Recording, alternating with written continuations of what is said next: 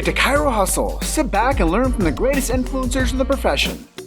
This week's episode is brought to you by Imaging Services, Chiro Moguls, Mahalo Wellness, Chiro Health USA, The Goodman Factor, Chiropractic Rocks, Chiro Tax Pro, and Digital Hustle. Let's hustle. Hey guys, welcome to episode 223 of the Chiro Hustle podcast. I am your co-host, Luke Millette. Here's your host, Jim Chester. So today we had the opportunity of interviewing Dr. Beth Zogg, and if you want to know more about dropping it like it's hot on the Thompson technique, stay tuned. All right, so we are live here, episode 223 with Beth Zogg, and you're coming in from Pearl City, which is Muscatine, Iowa. And Luke and I are here coming in from Grand Junction, Colorado. And we just want to give you the warmest welcome to Chiro Hustle. Thank you so much for having me. Yeah, it's really cool to connect with people that are creating great chiropractic professions and doing the work necessary in order to take us to the next level. And I just think that chiropractic is such an important topic to discuss. And the chiropractic story is one of those things that needs to be told more. And, you know, on social media, it's one of those things that people, you know, make posts or they like comment, connect with each other. But when people actually get to be seen and heard, that takes chiropractic to a whole different perspective, I believe. Yeah, awesome. You guys are doing a great job. Thank you. So as we always open up our episodes of Chiro Hustle, we just really like to tell your story. And if you would just share with our audience today, what influenced you to become a chiropractor and how did you get into this beautiful profession? Sure. Well, I guess, you know, kind of my claim to fame is that my grandpa was Clay Thompson of the Thompson technique. So I'm one of those kids that grew up with chiropractic. And I think a lot of people that have chiropractors in the family sort of take it for granted. And so I never really considered becoming a chiropractor as a young person. My first love was actually dance. I studied ballet and modern dance through junior high and high school and college. And it wasn't really until I went down to a DE meeting in the early 90s where Sid Williams had a birthday party for my grandpa that I first started thinking about going to chiropractic college. So that's DE, I guess, is the reason that I went to chiropractic school, really.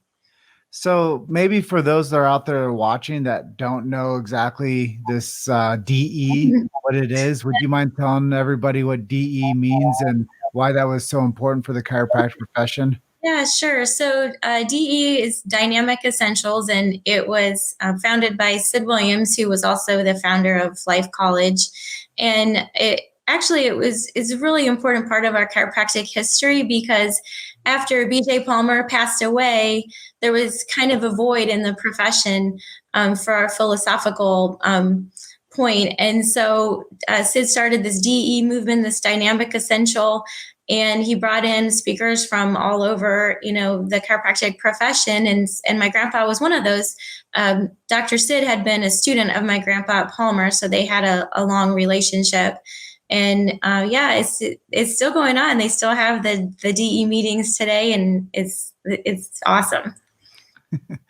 Yeah, I've never been to DE, but I hear it's the place that a lot of the chiropractic movement started. There was like Parker, and there was DE, and other groups started to, you know, grow outside of that, and they realized that getting people together and talking chiropractic philosophy was very important. Yeah. And, you know, back in the day when I was in school, the DE meetings we always had the philosophy, but we also had all the top people in, you know, technique and everything else too. So it was just a great program. And when I went for that birthday party, you know, all these chiropractors were so enthusiastic about what they were doing, and they were all like hugging each other and loving each other. And I'm like, man, these are really awesome people, you know? So it kind of made me fall in love with chiropractic in a different way. Yeah, I think before people talk about the techniques, loving service is the first technique. And that's kind of what you see within these chiropractic seminars and these weekends where chiropractors get together, is the loving service of connection with each other. I think that's one of my favorite things about going to chiropractic seminars too. It's just the connection of like a different culture, and the culture is so rich when it comes to connection with each other.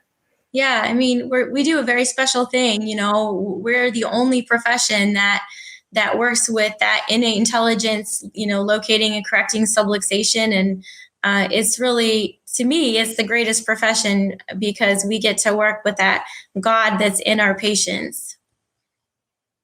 So can you tell us maybe what mantras do you live your life by, and maybe what are some of your favorite motivational quotes that keep you fired up?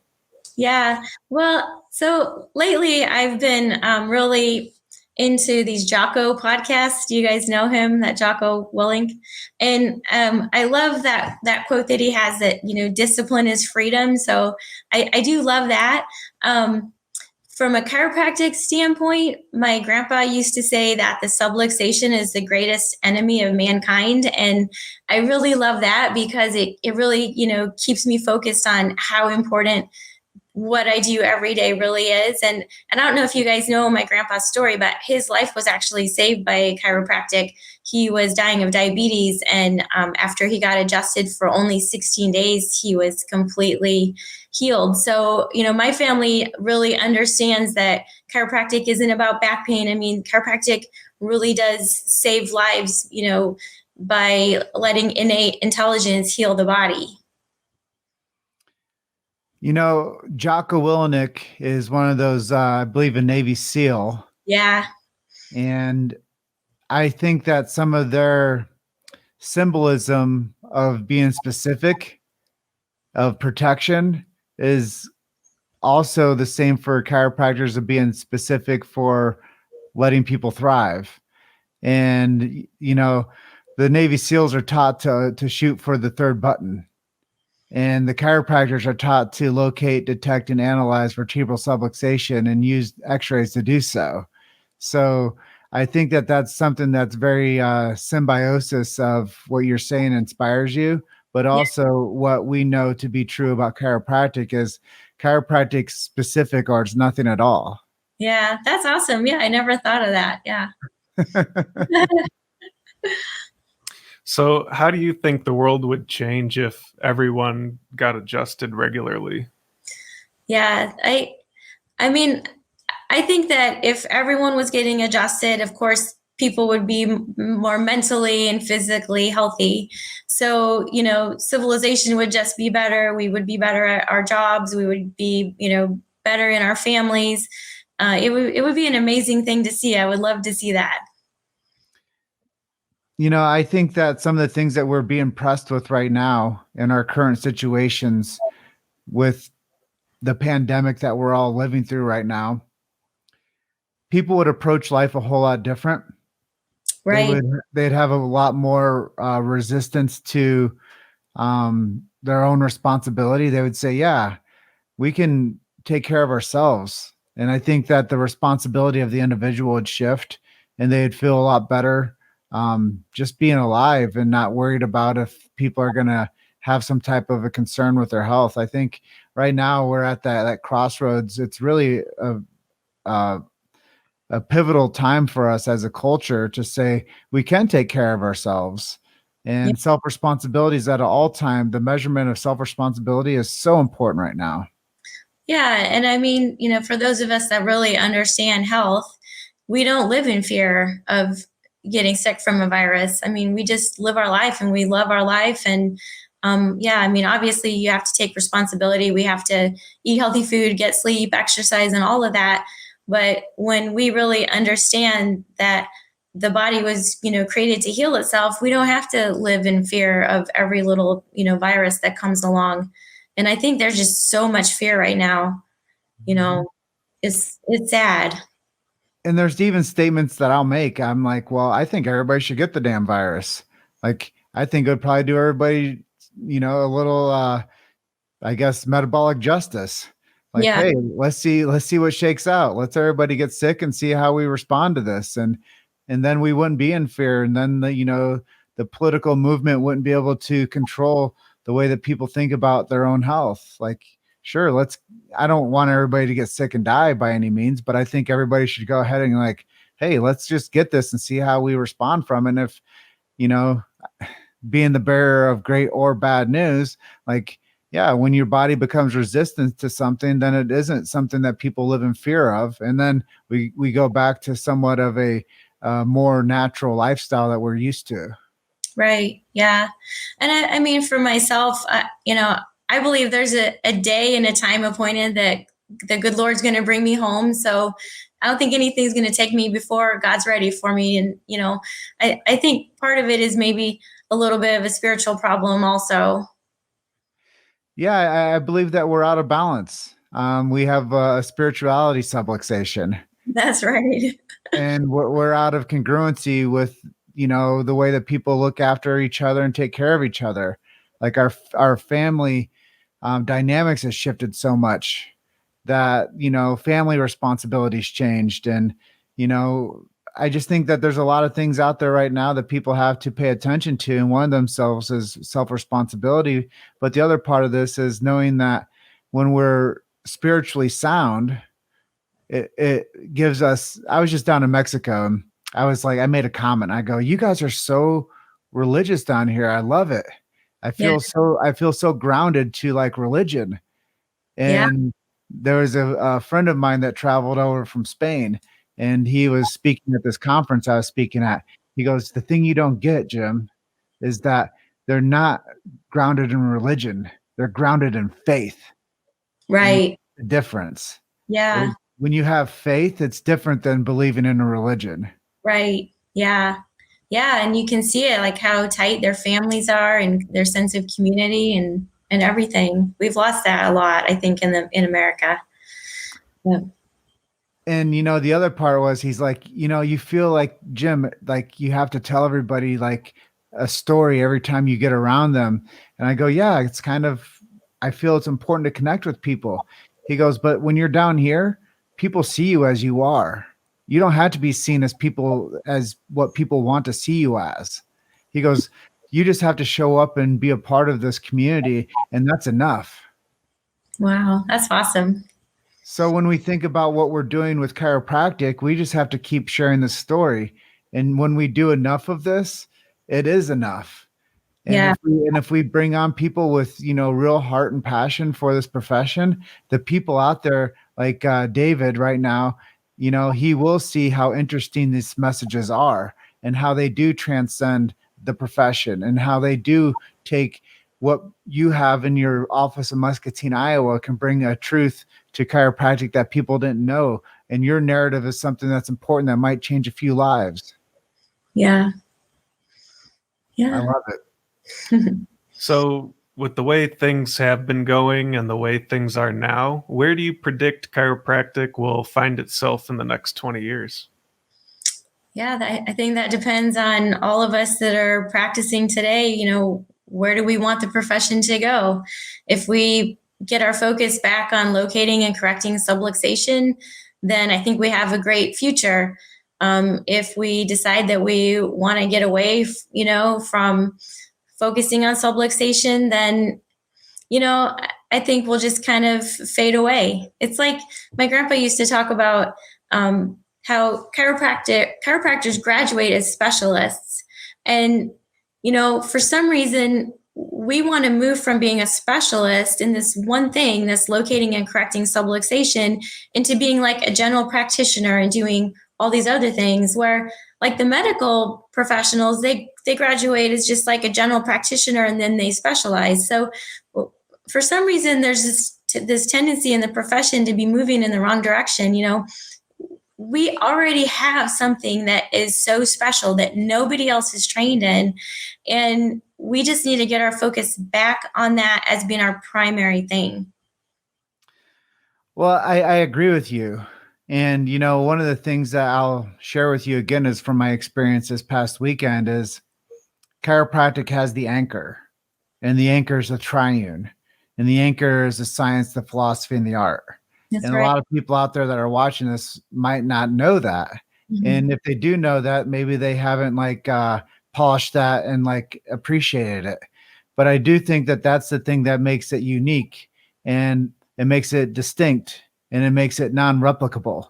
And I think when people think about other healing arts or other health modalities, chiropractic is a standalone profession.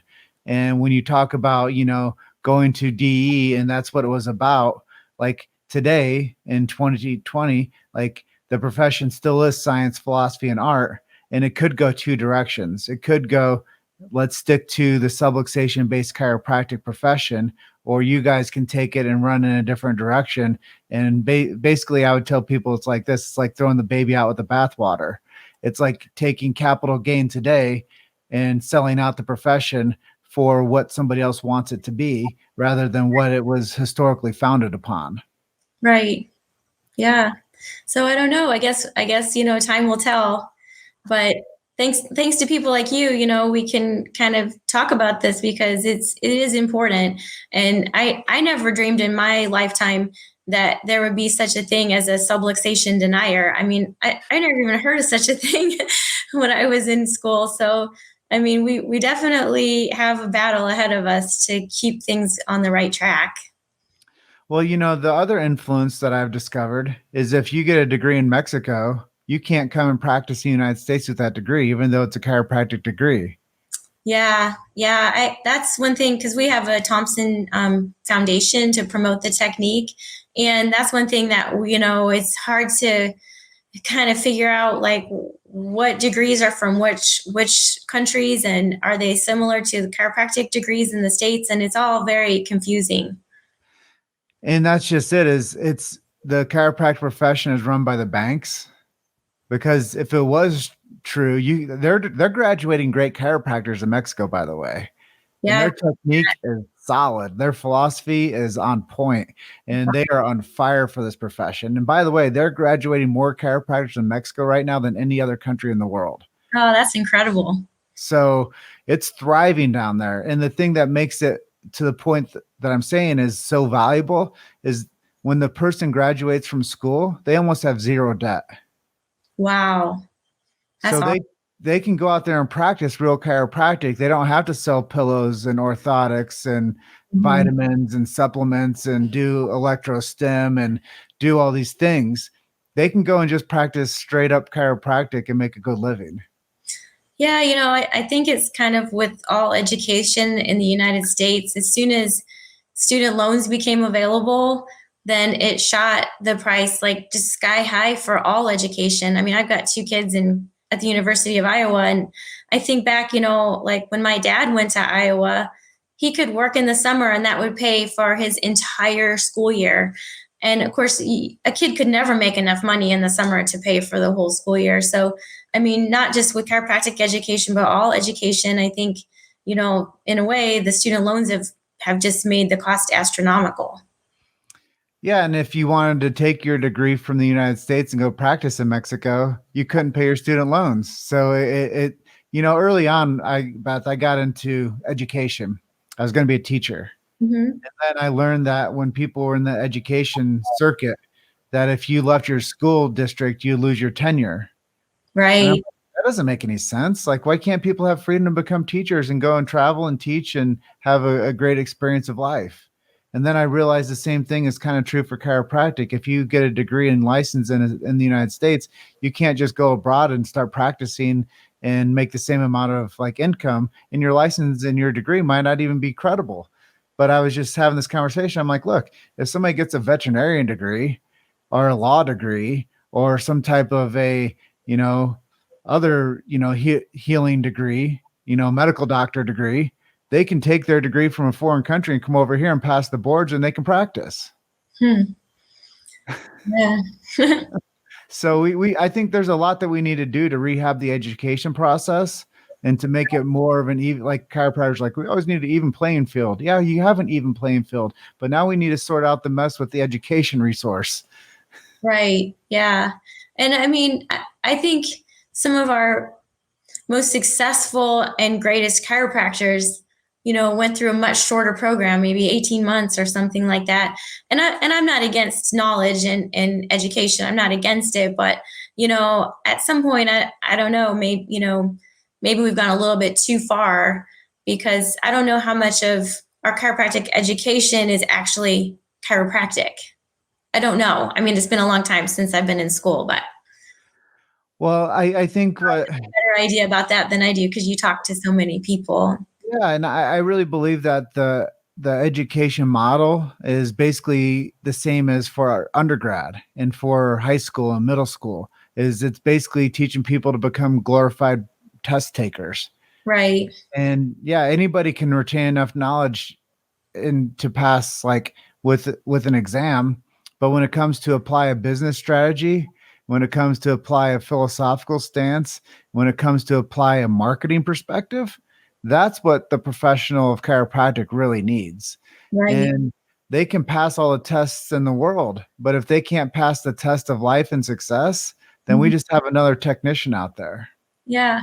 Because, I know that, like Palmer in the early days, every subject was related back to chiropractic, and so like in those days when they were the least educated, they had the most, primitive equipment. That's when the profession grew the most, because they had that good foundation of the philosophy, science, and art. And so I think, maybe now we've just become almost too educated, because we've lost some of that, like, some of that connection between chiropractic and the subject matter in the schools.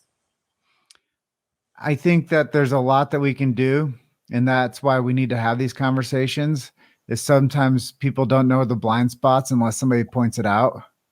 Yeah. And somebody doesn't know where the concerns are unless they locate, detect, and analyze the subluxations of the profession. Yeah. So I think it all goes back to the root of the way somebody becomes patented, by the way, is it has to be unique, distinct, and non-obvious. And that's why chiropractic can't be bought or sold, because it's unique, distinct, and non-obvious, and people can't replicate it, like I said. And there's other people out there like physical therapists that are trying to, adjust, but it doesn't have a philosophical resonance. It's not a natural healing art. It's so medically minded that it's a manipulation and not an adjustment. Yeah. When people think about like the truth of chiropractic, it's the root of chiropractic is the adjustment. Right. And what you were talking about earlier, like the specificity of it, not just mobilizing joints, but, actually looking for where that irritation or interference in the nervous system is coming from. Years ago, Dr. Glenn and Stillwagon and his son, Kevin Stillwagon, had a program that they tried to present to the profession that was called Staking Our Claim on Vertebral Subluxation Complex. And their belief was that if we didn't stake our claim on it, then the medical men would take it. And now we do see that, happening with the PTs and that kind of thing. So it's not too late. I mean, we still could stake our claim on it, but we have to get unified as a profession. We can't have some people saying, well, there's not even such a thing as a subluxation. We're kind of working against ourselves. So could you elaborate on maybe who some of your heroes are? Or who have you looked up to on your journey, chiropractic or otherwise? Oh, yeah, sure. Well, of course, my grandpa was the first chiropractor that I ever knew, and the only chiropractor I was adjusted by until I went to chiropractic college. So he would be my number one hero. And, I knew a lot of his friends over the years, like Dr. Sid and Dee Dee Umber, Russ Earhart. I don't know if you guys have ever heard of him. He was a really, really awesome x-ray instructor. Dr. Glenn Stillwagon, I was really close with him. We had many great instructors at Life College. Dr. Rossi that you had on last week was one of our great teachers. Harvey Fish, BJ Harmon. I mean, there's just so many great teachers that we had at Life that, I just was really blessed to go to chiropractic college at a time when many of the greats were still living. I mean, we had Fred Barge come to the college all the time. We just had the top speakers and all the techniques come. And so I feel very blessed to be old enough, really, that I got to see some of those great people in person. So if you had to pick one person from history that you could sit down and have lunch with for an hour, who would that one person be?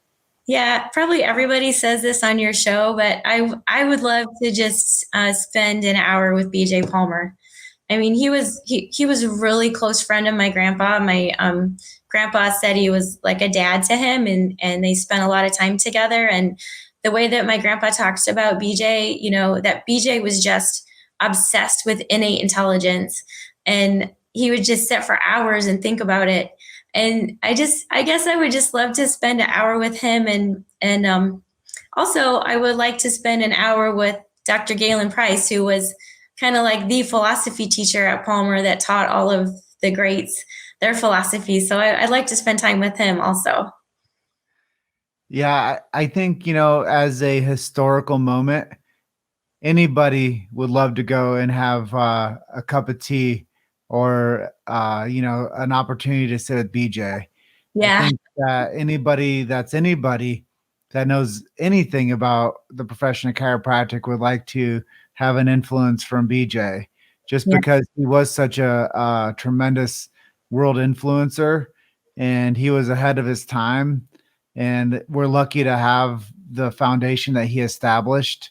And I think that, you're so spot on when you talk about these other amazing influencers, maybe some that no one's heard of, and maybe some that have that resonate with your heart, and some people that were out there and they were the ones that were asked to be an influencer before we even knew what an influencer was. They were just educators.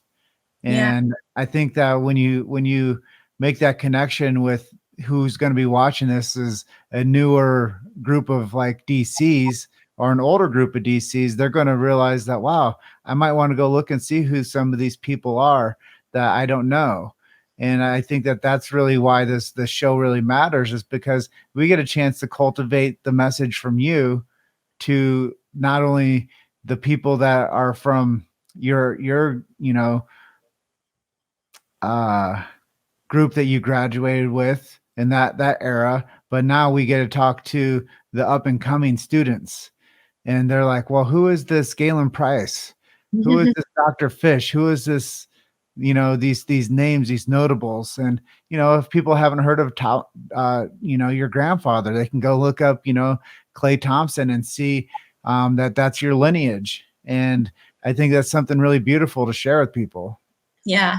Like coming from the dance background and thinking about art, art is passed down by teachers. A teacher is very important. And so we preserve that art by, passing it on from generation to generation. And, chiropractic is an art as well. And so, it's a responsibility we have to make sure that we pass on our knowledge to that next generation so that it continues long after we're gone. You made it to Chiro Hustle. Sit back and learn from the greatest influencers in the profession.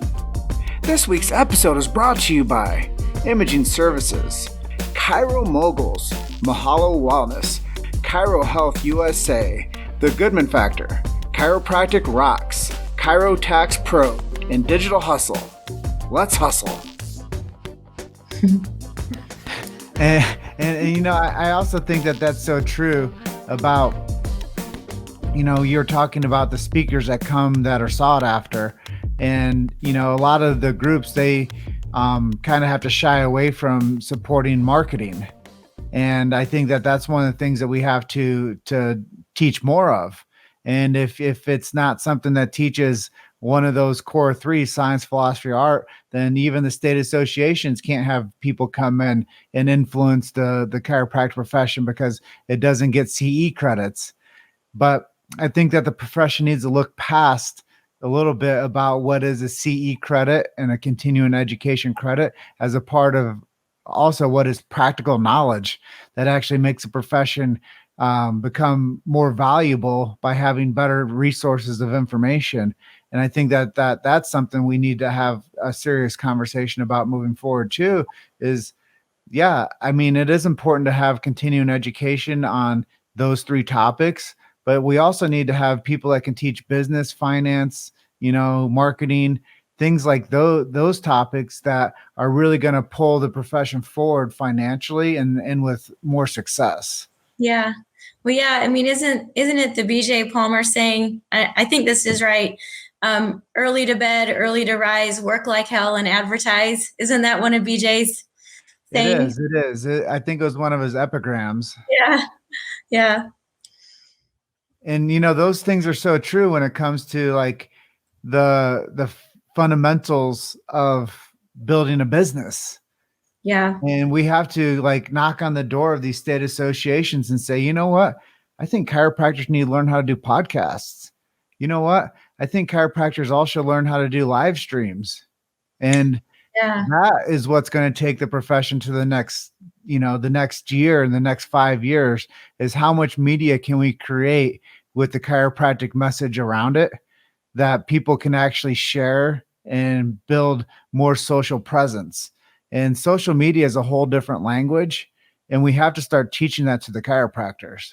Yeah, because I'm older, and I honestly, if I didn't have to have a computer, I would never get on a computer. I mean, I just didn't grow up with it. I don't like them, So like when I got out of chiropractic college, the big thing for advertising was the yellow pages. Nobody even, I mean, like my kids have never even seen a yellow pages, So like older people like me are the ones that really need help too, because this is just so foreign to us. And we just tend to be like, yeah, I'm not going to do that.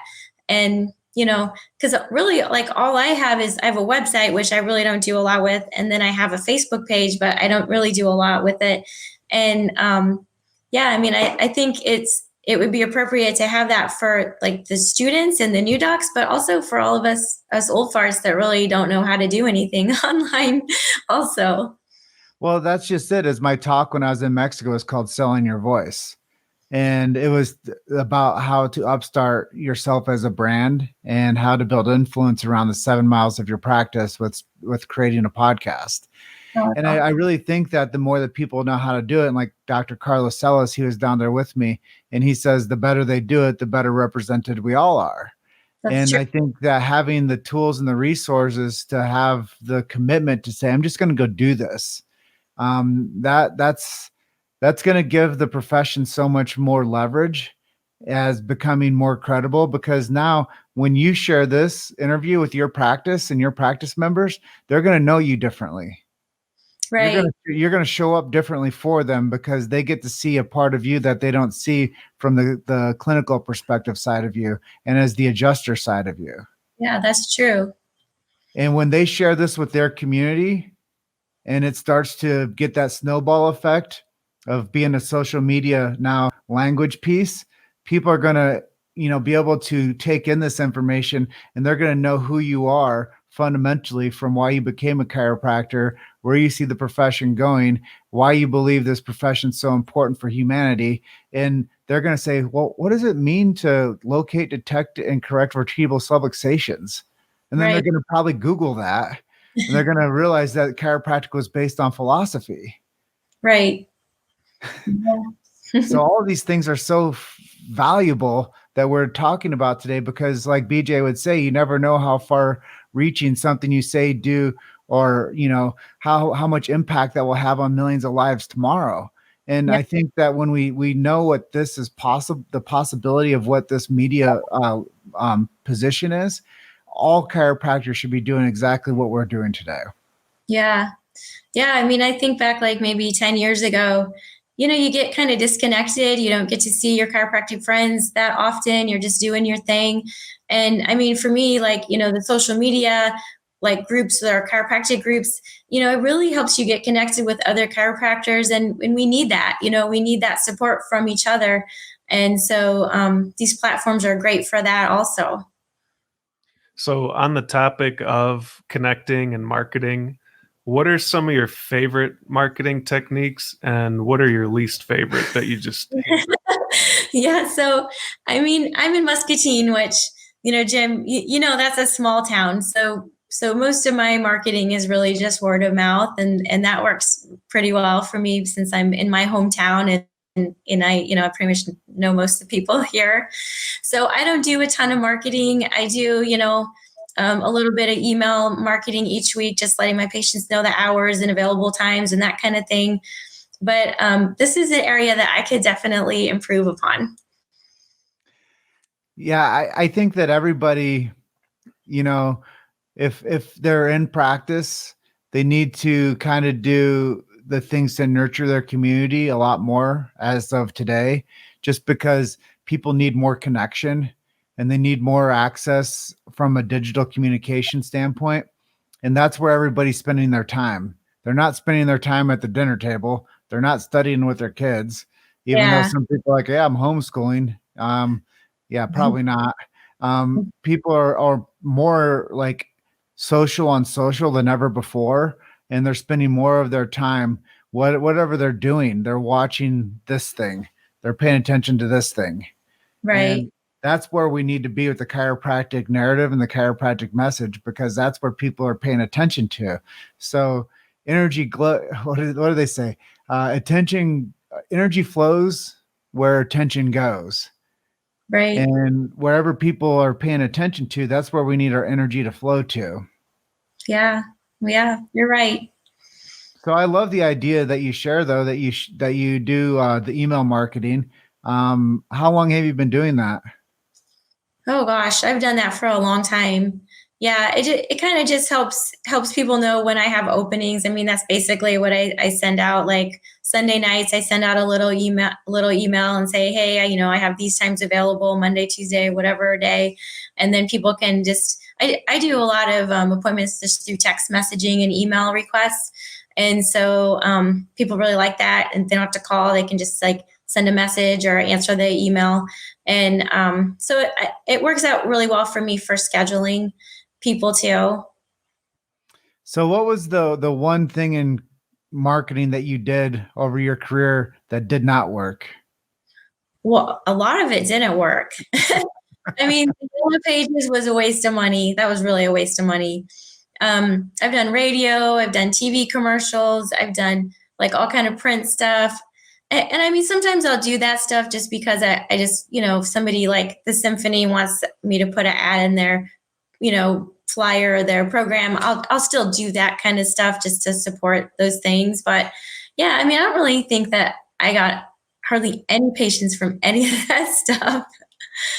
Yeah. I mean, for me, it's been mostly word of mouth, I would say. Yeah, I think that a lot of chiropractors grow their business off success of results. Yeah. Yeah. And also, because like there's so many different techniques. Sometimes people prefer the Thompson technique because it's a little more gentle. So I get referrals because of that. Not everybody likes that though. Some people want like a really, big lumbar roll or something. And so then they go to other people in town. So, we have good chiropractors in my town, and I have friends that practice very different from me. And, we refer patients back and forth to each other. So we kind of try to help out the patient, send them to, the best person for whatever they have going on. So this takes us full circle. So chiropractic is artistry. Mm-hmm. And every chiropractor that you go to is going to adjust just a little bit different because that's their technique of art. Absolutely. Yeah. Yeah.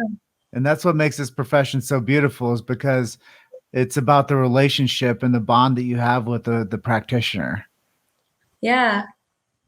Yeah. And I mean, to me, I'd rather refer a patient to another chiropractor than to a medical doctor. So, I think that's kind of neat that the chiropractors in our area are good about that.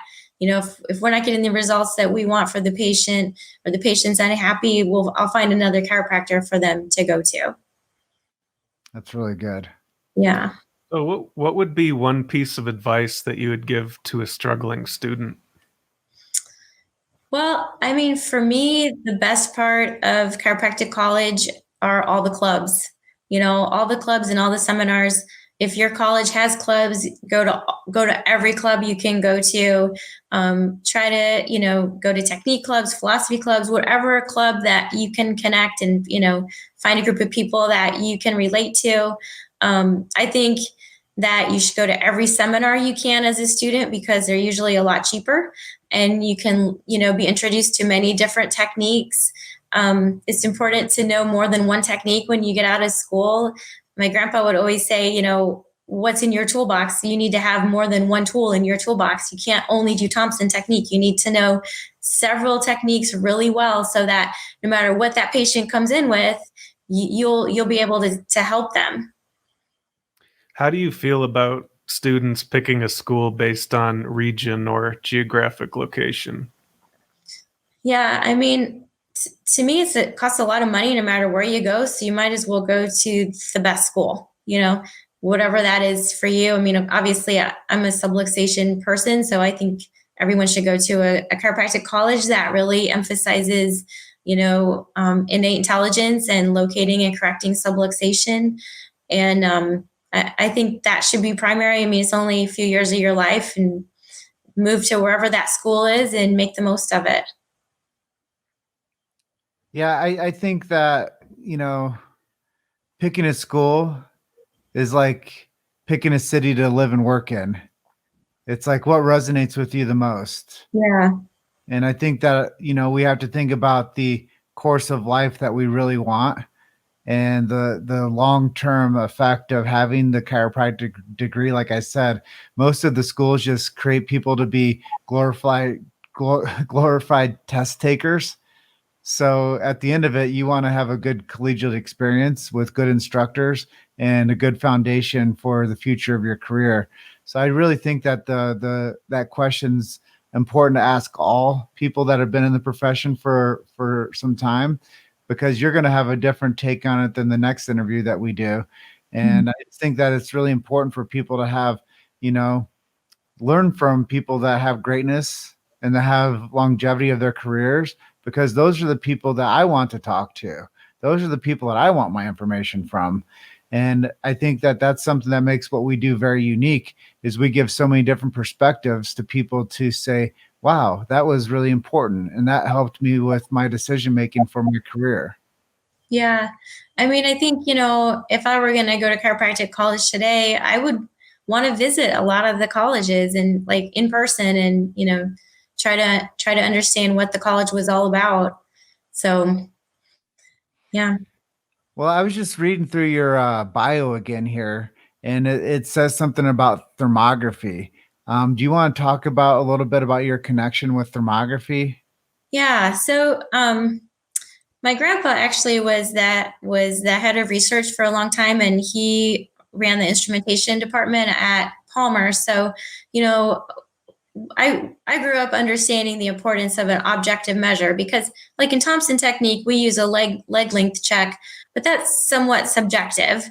We could have 5 doctors not see the exact same thing in the leg length check. So our heat reading scans are very important, and they're really easy to do, and they give us a window of sorts into the function of the nervous system. So when my grandpa passed away, I was really mentored by Dr. Glenn Stillwagon, who was, one of the best people for instrumentation. And I learned a lot from him. And I actually taught thermography at Life College for a time. So I think I'm kind of like one of the few nerdy people that's really into that. And I would love to see, the profession embrace that again, where, we actually have an objective measure pre and post to determine if what we're doing is actually helping the patient. Otherwise, if you're just going by the patient's symptoms, then you're more or less just practicing medicine, So we need to get focused on the pre and post scans. Is the nervous system actually functioning better? And then it's a great way to educate the patient too on innate intelligence and get them away from that whole symptom focused care, but really onto, what is the state of their health and how important it is for them to continue care. Well, I really like the thermography with the pre and post scans as well. And one of our good buddies, David Fletcher, has CLA. And I know that what he's doing is very important for a lot of these up and coming chiros are using that technology again. Yeah. And they're finding that objectivity is very important. And that what I've come to also understand is that adaptability after the adjustment is really what we want. We want a homostatic shift. We want people to go into more of a, there's the concept of, God, it's escaping me at the moment. That's very rare for me. But when we talk about um, the nervous system, the parasympathetics, chill down when Mhm. people get that adaptability from the adjustment. And Yeah. that's really what I think is really cool about the pre and post check with the thermography is you can see that shift of the parasympathetics based on the thermography scans. And I think that that's why it's so valuable, because seeing is believing, but Right. also when you actually have an objective measurement tool to show people that, hey, we're actually making an impact on your nervous system, that's what all chiropractors will beat the big drum about and say, hey, we help the nervous system, we help the immune system, we help with innate intelligence. Well, let me see that. And I Right. think that thermography is a great way of showing that. Yeah, yeah. I mean, when a new patient comes in, we talk about when they have that subluxation. They may have pain and they may have muscle spasm, but you won't always have that with a subluxation.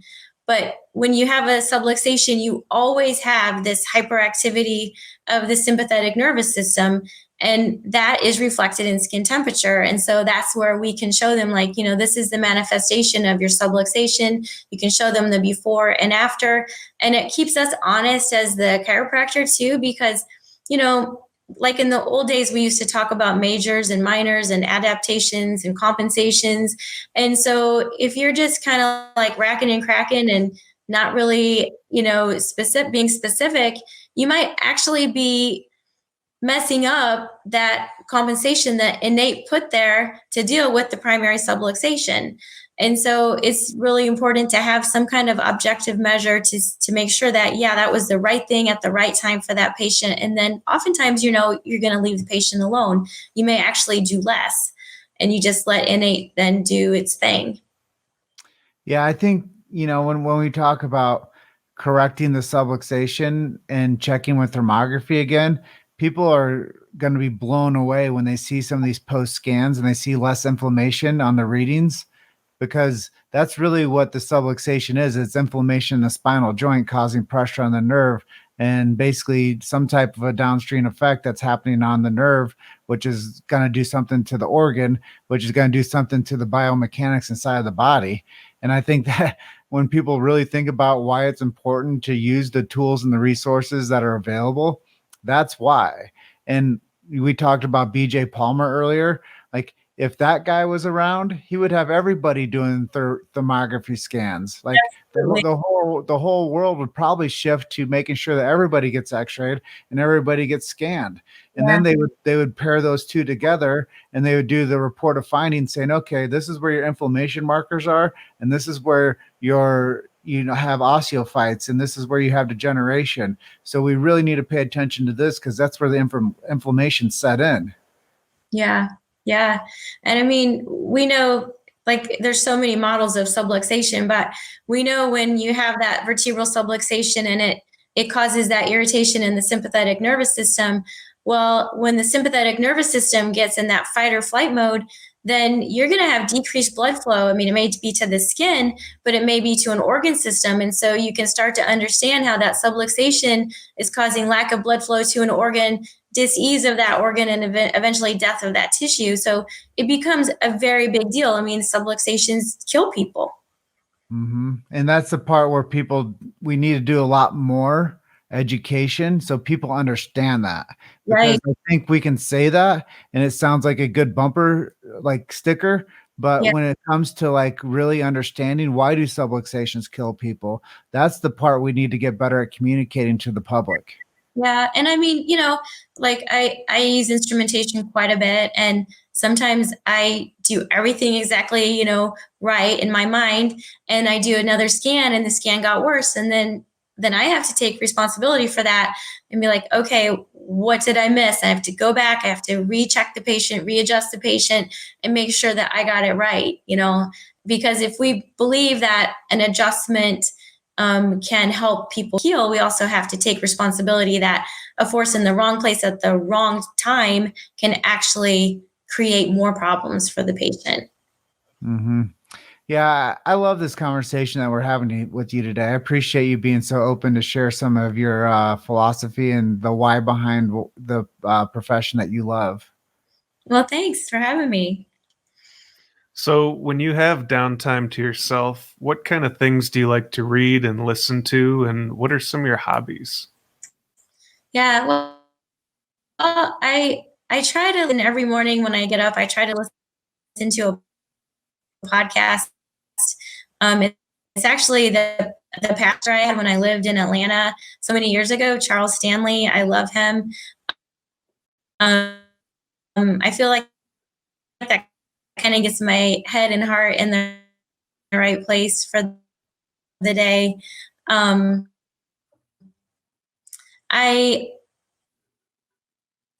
love those Jocko podcasts. That's my so that's what we've been up to since May. And what are some of your hobbies? Oh, did you guys cut out for a sec? We're starting to lose you a bit. Yeah, there's a little disconnect with your feed. Yeah. Well, we might want to consider wrapping up this episode for the day. Beth, if you can hear us, thank you very much for being our guest today. This was a cool episode, 223 on Chiro Hustle. And Dr. Beth, I just want to thank you so much for being our guest today. If you can shoot us over in Messenger some resources where people can reach out to you, website, or any social medias that people should consider following you on or connecting with you on, we'd really appreciate that. So we're going to close out today and just thank you all for being on with us today for Chiro Hustle episode 223. Dr. Beth, you are such a kindred spirit to me, being from Iowa, and we love and appreciate you. And we just want all of you to have a wonderful day and a great night. Keep hustling. See you guys soon. Thanks for listening to Chiro Hustle. Don't forget to subscribe and check back next week to continue hustling.